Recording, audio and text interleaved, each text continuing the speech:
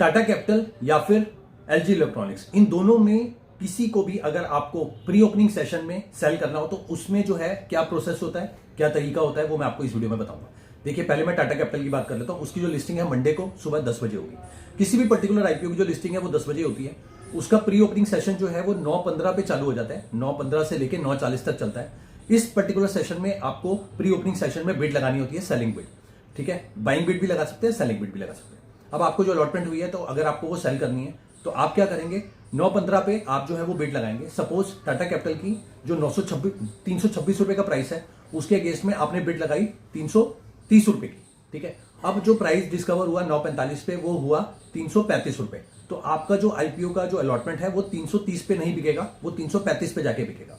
ठीक है, क्योंकि आपने जो बिड है वो नीचे की लगाई है और जो उसका प्राइस डिस्कवर हुआ है वो ऊपर का हुआ है। अगर उल्टा होता तो आपकी जो बिड जो है वो कैंसिल हो जाती। वहीं अगर मैं बात करूं सपोज एलजी इलेक्ट्रॉनिक्स की, 1140 रुपए का इसका जो प्राइस है, 400 रुपए का इसका ग्रे मार्केट प्रीमियम चल रहा है, तो कहीं ना कहीं 1540-50 के आसपास की लिस्टिंग होती हुई दिख रही है। अब आपने क्या किया, 1535 रुपए पे इसकी बिड लगा दी, सेलिंग बिड, और जो इसका प्राइस डिस्कवर हुआ 1590 रुपए हुआ। तो उस केस में क्या होगा, आपका जो शेयर्स है वो 1590 पे बिकेंगे, 1535 पे नहीं बिकेंगे, क्योंकि आपने जो बिड है प्राइस डिस्कवर से नीचे लगाई है। अगर बाई चांस इसका प्राइस डिस्कवर होता है 1500 पे, तो आपकी जो बिड है वो 9:55 पे कैंसिल हो जाएगी।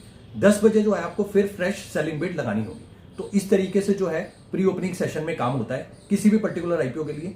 प्रोसेस और मेथड यही वाला है। Thank you so much.